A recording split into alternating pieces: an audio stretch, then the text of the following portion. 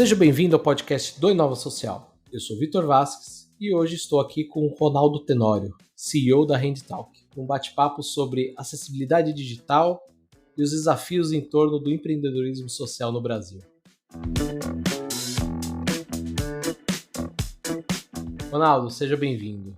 Eu que agradeço aí o convite, é uma honra falar aqui sobre empreendedorismo social, sobre a nossa trajetória aqui com a HandTalk. Ronaldo, antes da gente falar um pouquinho da HandTalk aqui, que aliás, pouquinho não, a gente vai falar bastante, eu queria que você falasse um pouco sobre a sua trajetória. Recentemente você recebeu o prêmio de empreendedor do ano, mas também já foi eleito como o mais promissor empreendedor social no Brasil pela Folha de São Paulo, um dos jovens mais promissores do Brasil pela Forbes, um dos 35 jovens mais inovadores pelo MIT. Enfim, o currículo é gigante. Mas eu quero, para quem não te conhece, eu queria que você falasse um pouquinho da sua trajetória. Por que desses prêmios? Bom, é uma história longa, talvez de pontos que foram se unindo ao longo do caminho, né? Eu não nasci já querendo ser um empreendedor social ou causar impacto, mas eu fui vivenciando situações na minha vida que fizessem com que eu tivesse mais sensibilidade para perceber essas discrepâncias sociais, né? E aí eu navegando ali pela universidade e trocando de cursos, né, tentando descobrir o que eu queria ser quando crescesse, né, eu comecei a tentar encontrar onde esses pontos se uniam. E eles se uniam justamente envolvendo de alguma forma tecnologia e comunicação. E aí eu comecei a pensar, e se eu juntar essas duas coisas para ajudar as pessoas de alguma forma, né? Então, naquela época, eu não imaginava ainda empreender com impacto. Eu já empreendia numa agência de comunicação, mas eu comecei a pesquisar sobre pessoas com deficiência. Eu não tinha ninguém na família com deficiência auditiva, mas eu enxerguei nos surdos uma grande barreira de comunicação que existia com os ouvintes, né? Surdos se comunicando em língua de sinais, ouvintes se comunicando apenas em português, a maioria deles. E aí, nessas entrevistas e conversas, né, eu fui visitar associações, fui entender ali qual era a dor que os surdos sentiam. Eu pensei lá em 2008, né, e se eu criar uma ferramenta que possa traduzir automaticamente esse conteúdo para vocês? Eles falavam que era incrível, mas aquilo era quase impossível, porque, se vocês se recordam, em 2008, o iPhone nem tinha chegado no Brasil, né? Tinha acabado de ser lançado nos Estados Unidos. Então, o boom dos aplicativos veio depois, a tecnologia ainda estava começando a dar seus grandes saltos ali, e a ideia ficou guardada por 4 anos, até que a gente veio colocar ela em prática no desafio de startups. Recebemos um investimento e a brincadeira começou a ficar séria, né? Eu vendi a outra empresa que eu tinha para me dedicar 100% à HandTalk, e eu percebi que o impacto que a gente poderia causar na vida das pessoas era gigantesco. E aí começou essa saga, né, essa descoberta, essa escalada ali nesse universo da acessibilidade digital, e que desencadeou em 2 soluções que eu posso explicar melhor para vocês em seguida, que é o plugin que a gente tem para sites e um aplicativo gratuito que é como se fosse um Google Tradutor para a língua de sinais. Legal. Eu acho que vale dizer para o ouvinte, quando a gente fala em empreendedorismo e tudo mais, claro que a gente está muito preso ao eixo Rio-São Paulo. Mas para quem está ouvindo a gente aqui, já percebeu que você não tem sotaque nem paulista e nem carioca. Fala um pouquinho mesmo do Ronaldo. Bom, eu nasci e moro até hoje em Maceió, né? Pude, graças a HandTalk, viajar o mundo ali, o Brasil quase todo, mas sempre voltando aqui para minha terra, porque aqui é um lugar que eu também quero ajudar a deixar esse legado, né? E foi daqui que nasceu a HandTalk. Então, eu percebo que hoje, né, com o avanço ali do mundo digital e, enfim, a própria pandemia veio para fazer com que a gente pudesse quebrar um pouco mais essas barreiras geográficas, né? E não importa onde você está, né, para poder resolver algum problema ou empreender. E eu, talvez, por vivenciar tantas questões sociais aqui no nosso Nordeste, eu percebi que talvez isso aguçou ainda mais minha sensibilidade. Tanto que, não sei se coincidência ou não, muitos negócios de impacto estão aqui no Nordeste, né? Então, talvez isso foi bom por esse lado e me fez olhar com outra ótica ali para resolver problemas sociais. Isso que você falou é bem interessante, porque a gente tem visto um boom de negócios sociais na região Nordeste e talvez seja exatamente para fazer isso. É uma deficiência que a gente tem como para atender alguns pontos sociais e isso tem gerado um incentivo bem grande. Acho que é legal trazer isso para quem está nos ouvindo e por isso que eu te trouxe para falar um pouquinho da onde que você veio e aonde você está, né? Essa trajetória toda que você falou, ela é muito mais do que pessoal. Você já deu aí um pouco podemos dizer assim, um spoiler, que é um fruto do trabalho em relação a HandTalk. Como que surgiu essa ideia? Você já falou um pouco, mas eu queria que a gente fosse um pouco mais a fundo de como surgiu essa ideia, né? Por que esse lapso só de 3, 4 anos que você falou, né? 4 anos. 4 anos. E queria que você explicasse para quem está ouvindo a gente, né? A gente falou tanto de HandTalk agora, eu já fiz a apresentação, o que é a HandTalk e essas soluções que você falou agora há pouco. Então, quando eu comecei nessa jornada, né, e fiz várias pesquisas sobre pessoas com deficiência, eu vi que para algumas deficiências a tecnologia já tinha entregue algo bastante relevante, mas para deficiência auditiva e surdez ainda faltava aquela escala por conta da tecnologia, né? Muitos intérpretes que a gente tem hoje no Brasil auxiliam demais ali a acessibilidade para surdos. Só que os intérpretes não poderiam estar em todos os lugares ao mesmo tempo, em todos os sites ao mesmo tempo, no bolso de cada pessoa para quando elas precisassem utilizar ou consultar algum sinal, alguma frase específica, né?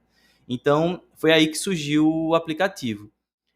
Basicamente, é uma ferramenta, tipo um Google Tradutor mesmo, mas para línguas de sinais, que você pode digitar ou falar algo e o Hugo ou a Maia, que são os nossos tradutores virtuais 3D lá, bem simpáticos, eles traduzem automaticamente aquele conteúdo em língua de sinais, tanto em Libras, quanto desde 2020 em American Sign Language, que é a língua americana de sinais, onde a gente levou a plataforma para os Estados Unidos.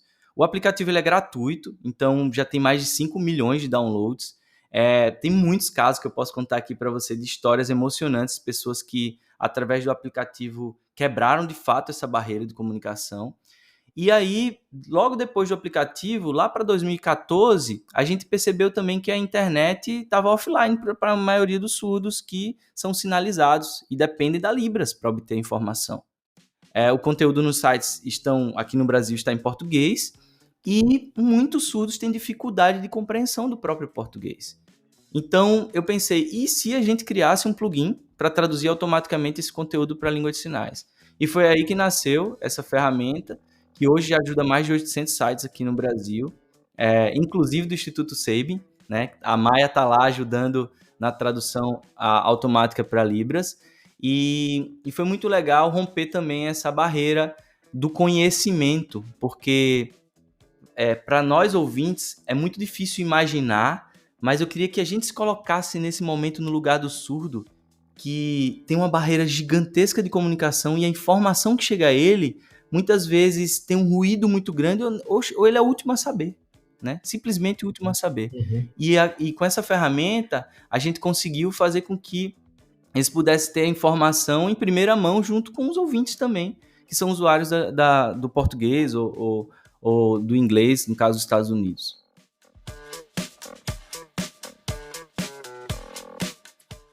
Vamos falar um pouquinho então dessas histórias. Antes da gente falar, né, das histórias, eu queria que você tivesse em mente uma pergunta. Quais são as grandes dificuldades da acessibilidade que as pessoas com deficiência auditiva encontram hoje ao navegar pelo ambiente digital? Porque muita gente pensa assim, mas está escrito, né? Então, tem texto aqui. A pessoa que é deficiente auditiva, ela vai ler isso. Então, eu queria que você tivesse essa pergunta em mente e contasse pra gente um pouquinho dessas histórias que você já falou aí, que tem histórias emocionantes. Vamos lá. Então, é um pensamento comum das pessoas com relação o surdo enxerga, então ele não tem problema de leitura, de compreensão do português.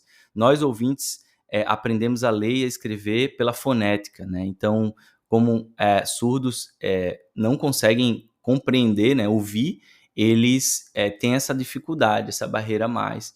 Eles aprendem, geralmente, né, a maioria dos surdos, que são surdos totais, a língua de sinais como primeira língua, e existe essa barreira. E a barreira, o problema de comunicação, começa dentro de casa, entre pais e filhos, quando eles saem de casa com colegas de trabalho, quando eles vão numa farmácia, num hospital, enfim, onde quer que eles estejam, ainda falta muita acessibilidade.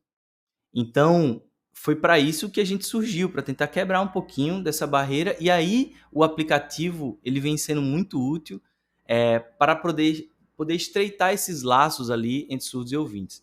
Tem alguns casos, e eu posso destacar alguns aqui, um deles é super simples, de um cara que mandou uma mensagem para a gente dizendo que, acabei de vender um galeto aqui com a ajuda do Hugo, ele traduziu para mim aqui, veio um cliente surdo, e a gente conseguiu resolver um problema que, em tese, era algo super simples de ser resolvido, mas sem um recurso tecnológico, uma acessibilidade, uma ferramenta, isso se torna uma barreira gigantesca, né? Eu vi uma frase uma vez do Billy Saga, um cara que eu acompanho sempre, um parceirão, ele fala que muitas vezes para pessoas cadeirantes, né, as calçadas viram muros se elas não tiverem rampas. E a gente está tentando construir rampas digitais agora também, né, para outras pessoas com deficiência. É muito fácil, às vezes, a gente enxergar ali um prédio que não tem acessibilidade, porque é mais nítido, é mais tangível. Você vê que falta uma rampa, falta algum recurso como corrimão, enfim. E no ambiente digital, muitas vezes isso fica invisível e as pessoas não enxergam. Então, muitas vezes a surdez é uma deficiência invisível para pessoas sem deficiência. E aí, nessas histórias, uma mãe estava assistindo uma matéria nossa na TV, ela trabalhava num salão de beleza e ela viu, né, o aplicativo, baixou o aplicativo, pediu licença do trabalho, correu para casa para tentar se comunicar com seu filho de 30 anos de idade, e seu filho surdo, e ela mandou uma declaração de amor para ele, escreveu, disse que amava muito, enfim, e o filho começou a chorar, eles se abraçaram, e ela falou que foi a primeira vez em 30 anos que ela estava, de fato, percebendo que ele entendeu o que ela queria dizer. Então, olha o tamanho dessa barreira entre uma mãe e um filho, a mãe que não conseguia aprender língua de sinais, o filho que não sabia português. Então a gente conseguiu, através de uma ferramenta, ser muito mais do que um tradutor, né? Mas levar impacto para essas pessoas e melhorar ali o dia a dia deles. Então, casos como esse, tem diversos que a gente recebe mensalmente, que mostram que a tecnologia ela pode romper essas fronteiras que antes a gente achava que era impossível atingi-las, né? Ronaldo, é legal escutar isso e esses exemplos, porque quando a gente fala em Libras, ou até mesmo o sistema americano que você citou, é como se fosse. É como se fosse, não. É um idioma. Né? E se a gente tem uma grande dificuldade aqui de brasileiros que não conseguem, por exemplo, aprender o inglês, né? Que hoje é quase que uma língua universal.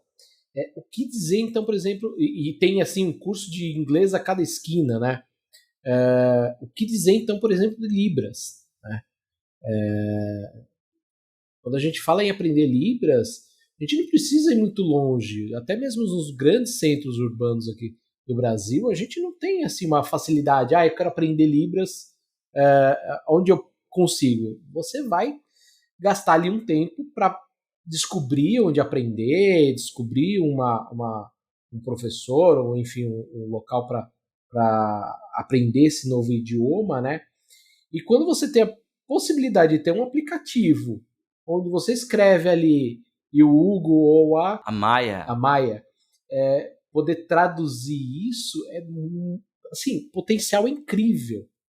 E eu gosto muito, gente que está aqui muito próximo do Instituto Sabin, como você citou, que é o mantenedor do Nova Social, a gente vê que vocês também têm uma preocupação em mostrar o resultado do impacto ali, trazendo mensalmente ali o relatório de quantas pessoas utilizaram o aplicativo dentro do site. Então isso é muito legal também para mensurar o impacto, para a gente entender da importância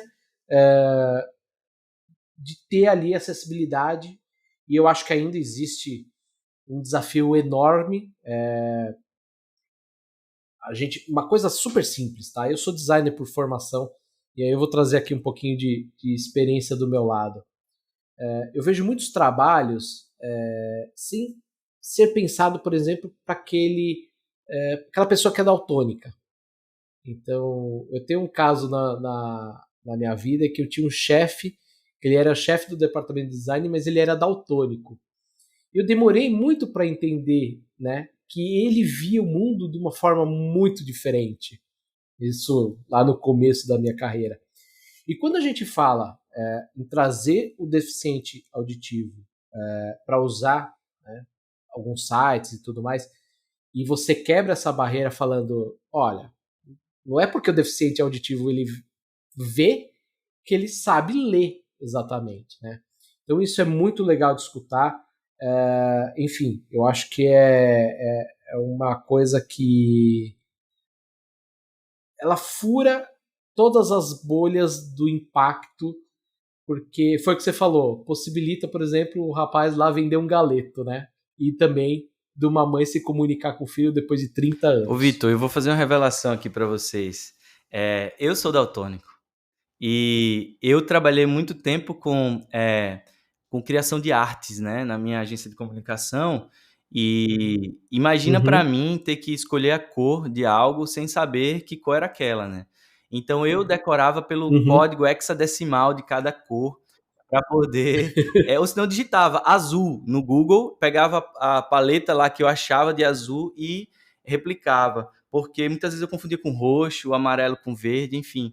E aí eu fui percebendo uma coisa que eu acho que é interessantíssimo da gente colocar aqui, é que acessibilidade não necessariamente é para pessoas com deficiência. A acessibilidade é para todos. E uma vez que você se preocupa, por exemplo, com o daltônico que tem uma dificuldade de enxergar cores, você ajuda outras pessoas também a deixar o conteúdo até mais prático para eles. Uma vez que você se preocupa em tornar a linguagem do seu site, por exemplo, mais fácil e objetiva, você melhora para outras pessoas também, não só para o tradutor da HandTalk que vai traduzir aquele conteúdo, sabe?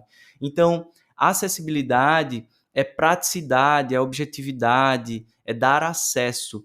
E isso envolve muitas pessoas. Um exemplo prático aqui, que vocês podem pegar rápido, é o exemplo de uma maçaneta de uma porta. Eu estou indo para o mundo offline um pouquinho, porque fica mais fácil de tangibilizar, né? Tem maçanetas de alavanca e tem aquelas de girar, né? Aquelas redondas. Se eu estiver chegando em casa, e isso já aconteceu, com minha filha no braço e sacolas na mão, eu vou ter muito mais dificuldade de abrir com o cotovelo, por exemplo, a maçaneta redonda. E a maçaneta de alavanca vai ser muito mais prática para mim. Então, naquele momento, eu precisava de um recurso acessível. Ou caso de rampa, carrinhos de bebê também precisam subir nas rampas, não só cadeirantes. Se você estiver chegando do aeroporto ou indo ou saindo com a mala, por exemplo, ou carrinho até de feira, você precisa de uma rampa também. Então a gente precisa pensar que a acessibilidade é bom para todos e não só para quem tem deficiência. Acho que esse exemplo do mundo físico, ele é mais explícito ainda. E eu acho que esse exemplo da rampa, então, é fantástico, porque realmente ele ajuda de diversas formas, né?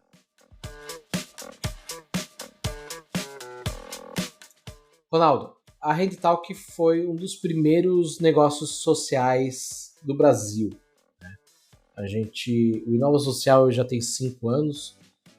A gente vem falando sobre inovação social e tentando educar muito o brasileiro a mostrar exemplos como você, como toda a sua equipe que está fazendo esse trabalho, mas a gente sabe que existem muitos desafios.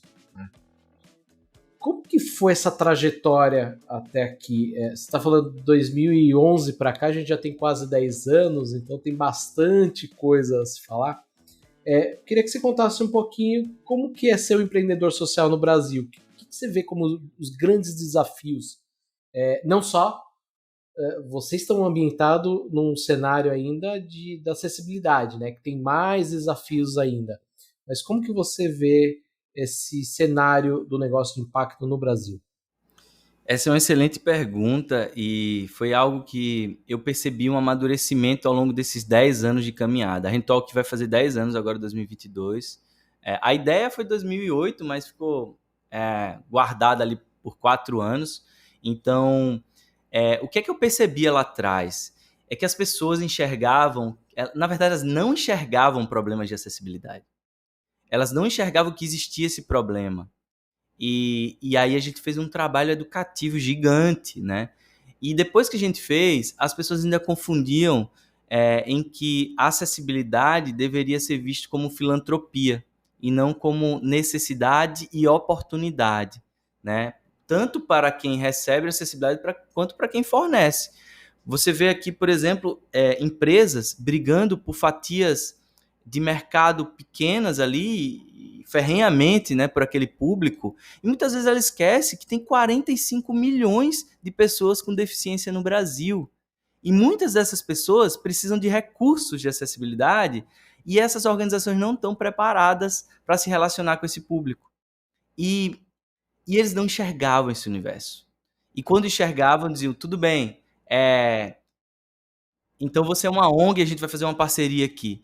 E aí a gente foi amadurecendo também o pensamento das organizações, das pessoas que, para fazer o bem e causar impacto e crescer e ser sustentável financeiramente, dá para unir tudo isso no negócio de impacto social.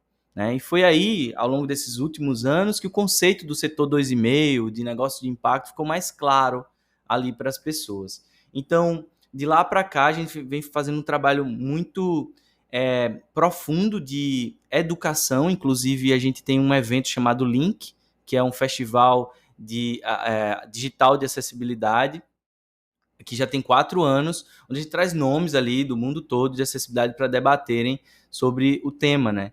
E isso faz com que a gente levante cada vez mais essa bandeira.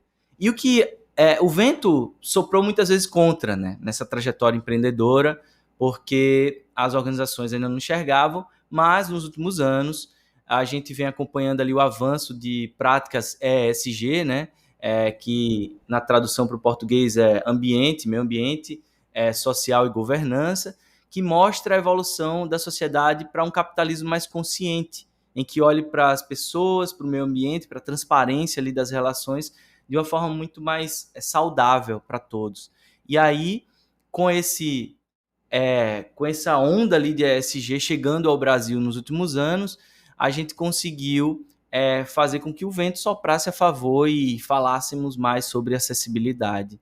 Então, esse é o nosso papel também, né? Educar. Então, quando a gente começou, era tudo mato, né? A gente trilhou ali, né?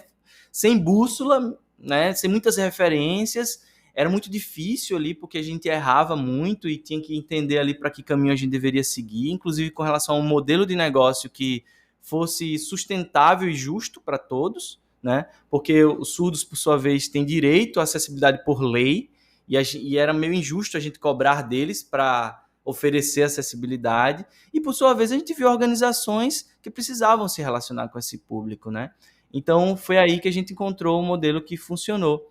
Então eu tenho o maior orgulho assim de ser de uma geração, talvez a primeira grande geração ali de negócio de impacto no Brasil, que cresceram, escalaram, levaram a solução para outro país, e hoje a gente tenta incentivar também outras organizações. Eu, particularmente, ali como Ronaldo mesmo, tento ser mentor ali de startups de impacto para poder fazer com que a gente consiga resolver de fato os problemas sociais. São muitos que a gente tem aqui hoje no Brasil. Eu queria trazer aqui, Ronaldo, alguns números que vocês até utilizam no site de vocês. Um ponto que você já falou, que eu acho que vale a gente ressaltar, são 45 milhões de pessoas com deficiência no Brasil, né? Mas um outro detalhe que eu particularmente confesso que eu não sabia, que no mundo 80% dos deficientes auditivos são analfabetos ou semi-analfabetos. Né? Então eles dependem das línguas de sinais para poder se comunicar. E foi isso que você falou. A gente tem aí um público enorme, né? Eu não vou nem falar em organização, eu já vou até pro varejo mesmo, por exemplo. A gente tem um público enorme ali que precisa comprar um galeto, e do outro lado a gente tem o empresário que às vezes perde ali um negócio, uma oportunidade por não se comunicar. Né? Então é muito interessante isso. Só que em paralelo a gente também sabe que 1% dos websites, e vocês estão usando ali 1%, que é um dado da Big Data Corp, né? Não sei te dizer, eu acho que a gente não vai conseguir trazer aqui, teria que trazer alguém da Big Data para falar, mas eu confesso que acho que 1% ainda é um cenário muito bonito. 1% dos websites no Brasil serem considerados acessíveis. Então, assim, a gente tem um potencial enorme, a gente tem um público necessitando dessa demanda, mas a gente não tem, na outra ponta, as pessoas, não vou falar se preocupando com isso, mas talvez não pensando nesse ponto. Você acredita que talvez esse seja um ponto, você falou lá no começo, né? Que você não tinha ninguém na família ou próximo a você com essa deficiência, mas você foi atrás e, enfim, pensou nesse ponto. Você acredita que talvez isso seja relacionado por uma questão de, eu não tenho alguém próximo, eu nunca parei para pensar, ou tem algum outro fator? Bom, eu acho que tem dois fatores aí. Primeiro, esse que você falou, acessibilidade passa a ser invisível para pessoas que não sentem a dor. Então, como ela não sente a dor, ela enxerga um mundo muito menor ali, não enxerga a diversidade que existe ao redor dela. E o segundo, quando elas descobrem, muitas vezes elas pensam, putz, a acessibilidade vai dar trabalho para eu fazer, sabe? Eu vou ter que me preocupar com mais coisas, eu vou ter que adaptar muita coisa. E isso acontece geralmente porque as pessoas pensam que a acessibilidade precisa ser colocado como uma pitada final, como um tempero ali na comida. E a acessibilidade, ela precisa ser tratado e pensado desde o dia zero de qualquer projeto, né? De qualquer iniciativa, porque a partir do momento que você pensa na acessibilidade no início, isso dá muito menos trabalho, isso torna parte da construção do todo, né? Então, é muito mais difícil para uma pessoa, por exemplo, que quer colocar uma janelinha de libras ali no final de ter feito um vídeo e ela não deixou espaço para ser encaixada a janela, porque ela não pensou que ali deveria ter uma janelinha, sabe?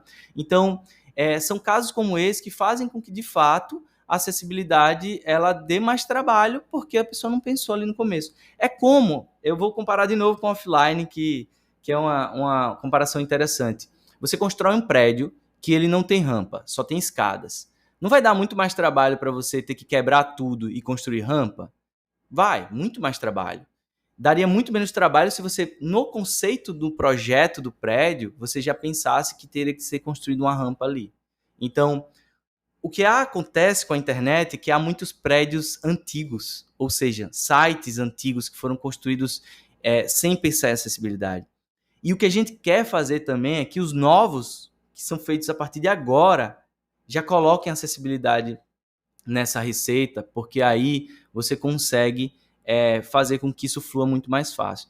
O estudo que você falou do Big Data Corp e junto com o Movimento Web para Todos, na verdade ele ainda é menos que 1%, né? Foi arredondado para 1%, mas a quantidade de sites que passaram pelos recursos, as ferramentas de scanners de acessibilidade, foi mais ou menos por aí.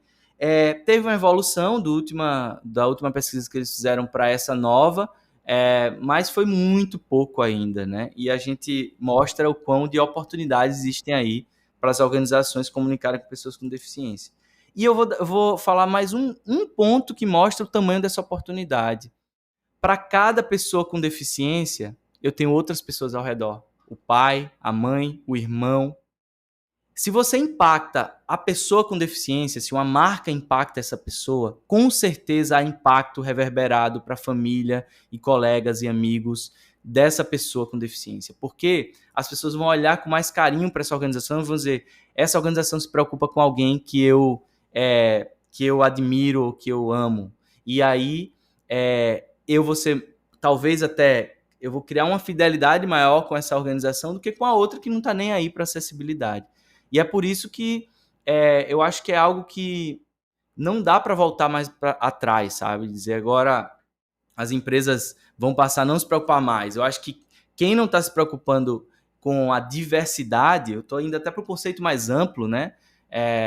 Vai ficar para trás e vai perder oportunidades também. E aí foi a grande sacada. Ligar diversidade com negócio.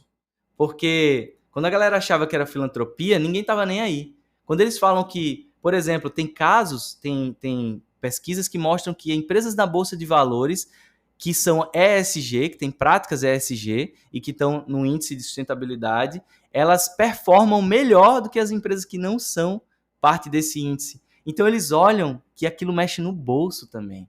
E aí é o ponto de virada. E a gente consegue tornar o mundo mais acessível, seja pelo amor ou pela dor. Não, perfeito. Acho que essa última frase resumiu muito bem o cenário como um todo. Ronaldo, eu queria que você falasse um pouquinho, dá algumas dicas para as empresas que querem se tornar mais acessível, ter a comunicação mais acessível. Eu acho que assim, indo muito além do seu do, da, do plugin que vocês têm, do aplicativo e tudo mais, vocês têm uma expertise enorme. Você até comentou do evento que vocês promovem e tudo mais.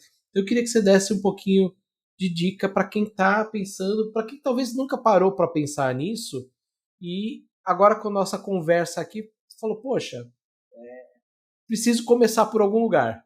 Excelente. Eu vou dar já 2 dicas de sites ali para vocês visitarem, que é o blog da HandTalk. É só digitar no Google. E também um blog do Movimento Web para Todos, né, que faz um trabalho lindo sobre educação para acessibilidade digital. Além disso, tem o link que vai ocorrer esse ano mais uma vez, que é o Festival Digital de Acessibilidade. E eu vou dar algumas dicas. Por exemplo, dá para você começar sem gastar nada, né? Dá para você dar os primeiros passos ali, colocando uma hashtag para cego ver nos seus posts, ou colocando a descrição alternativa da imagem, que muitas redes sociais já permitem com que você cadastre e diga o que é que tem naquela imagem para, por exemplo, pessoas cegas conseguirem entender o que está naquela imagem ali, que muitas vezes diz muita coisa, mas para quem não é cego. E também a questão de escolher fontes que façam sentido para pessoas que têm baixa visão. Então, você vai fazer um conteúdo web, um site, enfim, prevaleça com fontes que facilitem a leitura, né? Contraste, enfim. Esses recursos são muito simples, muitas vezes de graça, e basta você se aprofundar. O plugin da HandTalk também é uma ferramenta super interessante que vocês podem conhecer também e que dá esse acesso ali para pessoas surdas sinalizadas. Ferramentas de legendagem. Hoje em dia, a maioria dos vídeos, mais de 80% dos vídeos das redes sociais são assistidos sem áudio. Então, a legenda não é só importante para quem é um deficiente auditivo que consegue ler o texto. É também importante para as pessoas que estão ouvindo ali, estão assistindo o vídeo sem áudio, né? Então, isso faz com que a gente consiga gerar mais até engajamento, e tem vários aplicativos e recursos para isso. Ronaldo, eu não tinha pensado em fazer essa pergunta, mas até porque eu não sei se você vai lembrar de cabeça. Mas como você me falou que é um cara que lembra dos códigos hexadecimais das cores, eu queria te perguntar, hoje você lembra agora de cabeça qual que é o número mais ou menos das pessoas impactadas pelos plugins da HandTalk? Porque quando a gente entra no site de vocês, a gente tem ali marcas de peso, né? A gente tem vários sites ali que tem um volume de acesso bem grande. Você lembra mais ou menos de uma ordem de grandeza? A gente fez uma pesquisa recentemente no aplicativo e a gente tem dados, né, também de uso do plugin para sites, e chegamos ao número ao final de 2021 agora, recentemente, de ter impactado nessa trajetória 22 milhões de pessoas aqui no Brasil e nos Estados Unidos também, né? Então, é um número gigante e que às vezes a gente coloca números ali e ao redor desse número são histórias, são contadas, são como aquela da mãe e o filho, enfim. E o mais legal também é que não só surdos são impactados ali, né? Mas ouvintes que estão querendo aprender os seus primeiros sinais através do aplicativo. E aí, tanto que no nosso app, né, não no plugin para sites, mas no nosso app, a maioria dos usuários são ouvintes, que estão estudando Libras e que estão usando o aplicativo como recurso adicional. E aí um simples oi que eles aprendem, né, e falam com surdo quando vem na rua, por exemplo, já ajuda a quebrar essa barreira. Então, é esse número que eu tento também passar aqui para dentro, né? A HandTalk está chegando até o final do ano de 2022 a 100 pessoas no time, e tem pessoas que são desenvolvedoras, estão programando linhas de código, né? E eu mostro para eles que cada linha de código que essa turma programa está impactando a vida da pessoa A, B ou C, independente de onde ela esteja, e seja aqui no Brasil ou fora dele. E é isso que a gente quer fazer, né? Quer continuar fazendo, ampliar esse impacto. A gente percebeu esse problema aqui no Brasil e estamos expandindo ali para o mundo porque o problema é global. Ronaldo, a gente vai seguindo aqui para o fim do nosso bate-papo. Para quem já está acostumado com o podcast do Nova Social, é uma conversa rápida, mas acho que a gente falou sobre vários pontos muito importantes. Mas em vez de eu fazer o convite para o ouvinte ir lá conhecer, eu quero deixar esse último espaço aqui aberto para você fazer o convite para quem está nos escutando conhecer os aplicativos, o plugin, e para você deixar seu último recado aqui. Bom, quem quiser conhecer aqui o aplicativo ou o plugin, basta digitar no Google HandTalk, HANDTALK, e aí você pode achar tanto o download ali do aplicativo na sua loja de aplicativos, ou também ver como funciona a ferramenta do plugin dentro de um site, né? E eu queria deixar uma mensagem final e falar para que esse movimento precisa acontecer de todos os lados, e inclusive e também com muita contribuição de pessoas sem deficiência, que não precisam sentir essa dor de ter alguém na família para poder fazer algo. E a acessibilidade é uma jornada. E é uma jornada que ela é contínua, ela é para sempre. Ela está sempre sendo aperfeiçoada. E eu queria encorajar a quem está me ouvindo a dar esse primeiro passo. Porque uma vez que você dá o primeiro, fica muito mais fácil você seguir em frente nessa jornada. Ronaldo, queria agradecer sua participação, enfim, compartilhar todas essas histórias, toda a sua trajetória. Queria lembrar o ouvinte que todos os links que o Ronaldo comentou estarão na descrição desse podcast. E, novamente, muito obrigado, Ronaldo. E o ouvinte, a gente se vê no próximo episódio. Até lá, tchau.